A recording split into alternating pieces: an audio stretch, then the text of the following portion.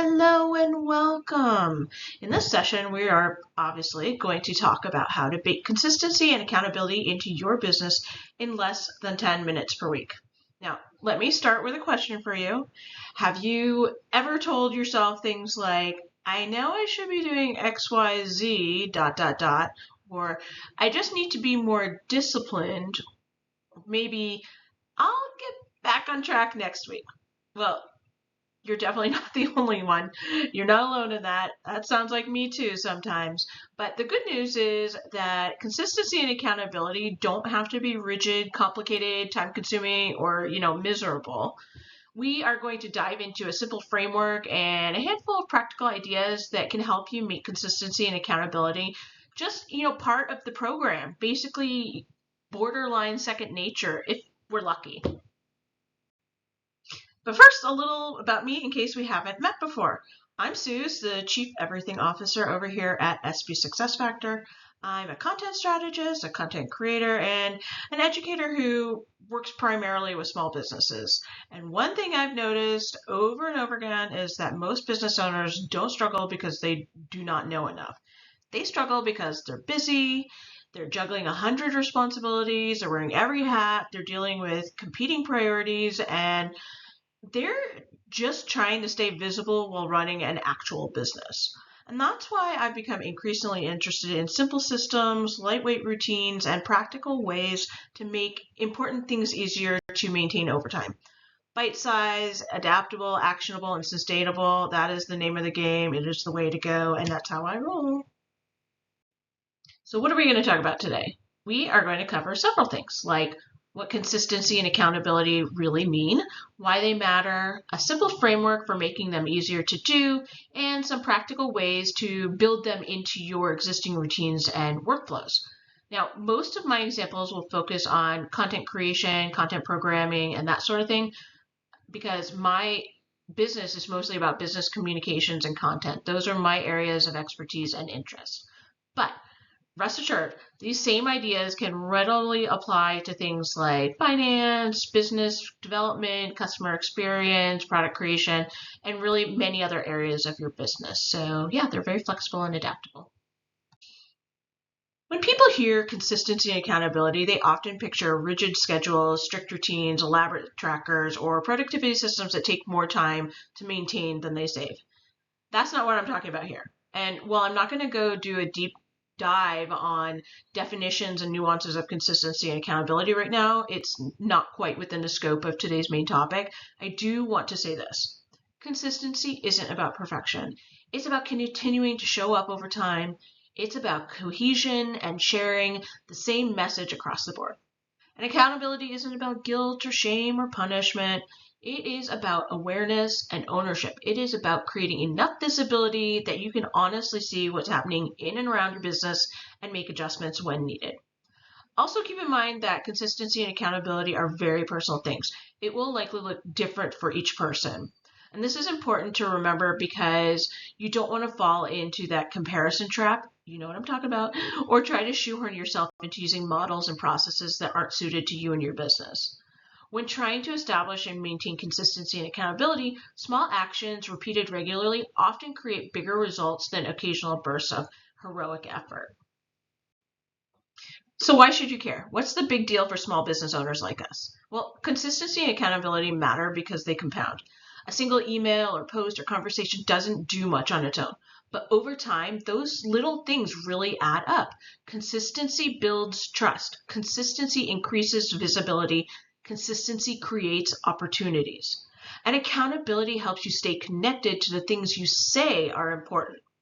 This helps you stay relevant and grounded. It helps you move forward in the right directions. And the goal here isn't perfection. The goal is sustainable action and progress. And I just want to have a little pep talk injection here. Indulge me for a second.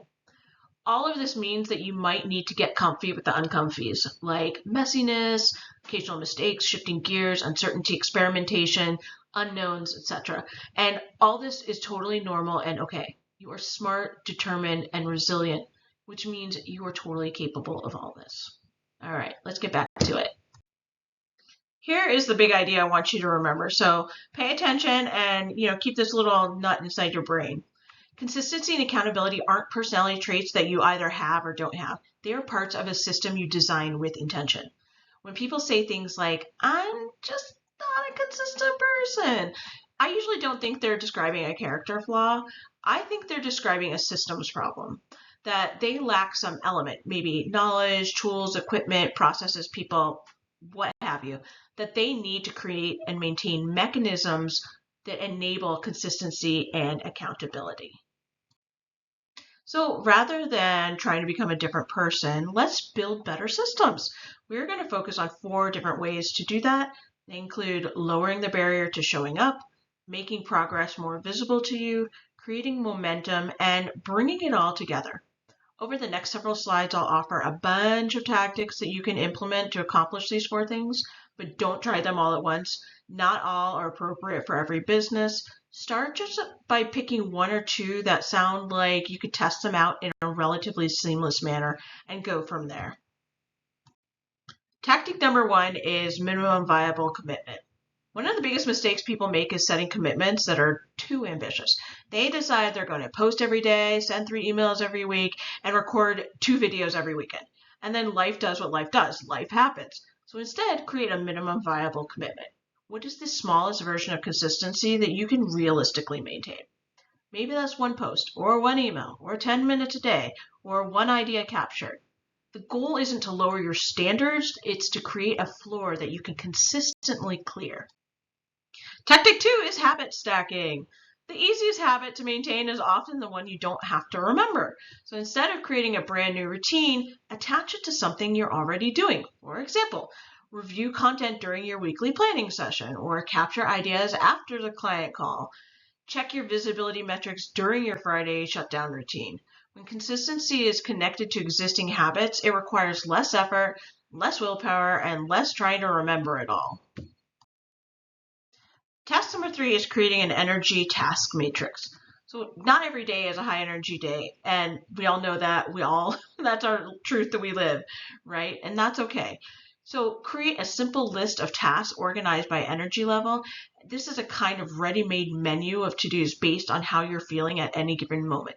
So low energy tasks might include capturing ideas, reviewing analytics, or organizing content. Medium energy tasks might include something like drafting posts or outlining your newsletters. And high energy tasks might include something like recording videos or writing long-form content. This approach allows you to make progress regardless of how much energy, focus, or time you have available. I think it's also a winner because it reduces decision-making fatigue and cuts the friction caused by having to figure out what to do. Moving on to tactic number 4, have some sort of visible scorecard. What gets measured tends to get managed, as they say. Now, you don't need a complicated dashboard. You just need a way to see your progress front and center. Maybe it's a spreadsheet, maybe it's a wall calendar, maybe it's a simple checklist. And you need to track something meaningful, like the number of consecutive weeks you've published content, or how many emails you've sent, or maybe it's the ratio of planned versus completed content that you've got in your pipeline. Now, when progress is visible, accountability becomes so much easier, and it starts feeding on itself, becoming more and more of a self-perpetuating cycle, which is so sweet. Tactic 5 is all about making a date with yourself to conquer your content. The idea is don't just schedule content, schedule accountability. Why? Because while many people rely on remembering, systems rely on reminders. So put a recurring appointment on your calendar, same day, same time, every week with a notification. Give yourself enough time to accomplish real work, but not so much that it becomes a destructive hole in your whole schedule. I'd suggest starting with something like 60 or 90-minute blocks once or twice a week and see how that feels. Treat this appointment like an important meeting, because it is. It is an important business meeting with yourself for your business. Next, tactic 6 is leveraging others for accountability. Sometimes consistency becomes easier when someone else knows what you're trying to accomplish, because let's face it, external motivators can be ridiculously powerful forces, right? Anybody with a gym membership knows that. This doesn't have to be public in a dramatic way, though. It could be as simple as an accountability partner or participating in a mastermind or a small business community. It could be a co-working group that meets every week, or even just, getting together once in a while with a trusted friend. The purpose isn't coercion or guilt. Its aim is support, connection, shared experience, and follow through. One of the easiest ways to stay consistent is to stop treating content as a separate activity, which brings us to tactic number 7, creating trigger-based content creation. Here, you're building consistency and accountability right into the work you're already doing. For example, you can create rituals whereby after every client call, you record what questions came up repeatedly. After sales conversations, you recap what concerns and objections you addressed. Or after workshops you host, you ask, what lesson did I cover that I could turn into other kinds of content?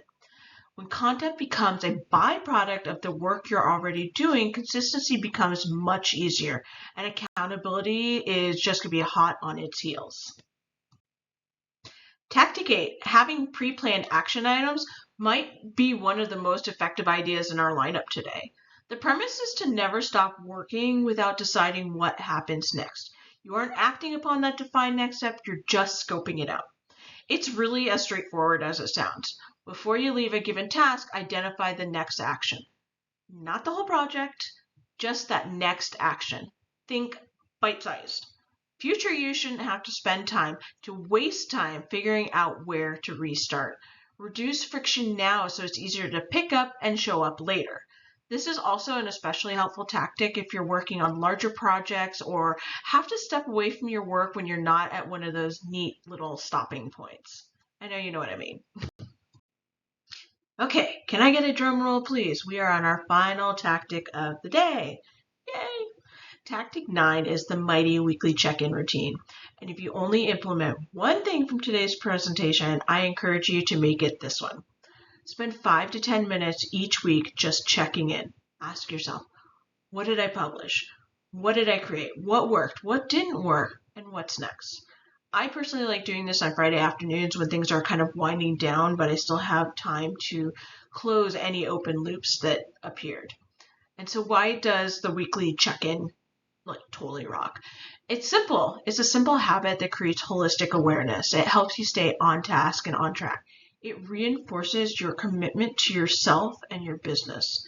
And it allows you to make small course corrections before small issues become bigger problems. This is a tactic where all the other tactics we've discussed come together. It keeps you aiming and moving towards progress and success. As we come to the end of our time together today, I don't want you to go empty-handed. To help you put some of these ideas into practice, I've got a free resource you can grab called Content Best Practices and Checklist. It is designed to help you create content more consistently, more intentionally, and with less guesswork and hopefully less grunt work as well. If this presentation struck a chord with you at all, I think you will find this resource helpful. Again, it's free, so go get it, grab it, and use it. I appreciate you sharing a few moments with me here today. I hope this session has shown you at least 2 key things. Number 1, consistency and accountability don't have to be complicated. Small systems, small actions, small check-ins repeated over time. That's a really simple formula that can add up to meaningful results and pretty quickly. And number 2, consistency and accountability aren't personality traits that you have or don't have. They're parts of a system you design with intention. If you'd like continued help with consistency and accountability, I invite you to stay connected with me. The easiest way to do that is to get on my email list, which happens automatically if you claim that freebie I mentioned a moment ago, or you can subscribe via my website, and the URL is right there, staring at you. I send out a weekly newsletter full of helpful tidbits, mostly related to communications, content, operations, project and program management, tech, and culture relevant to small businesses like ours. Thanks again. I hope you have an awesome rest of the day. Bye.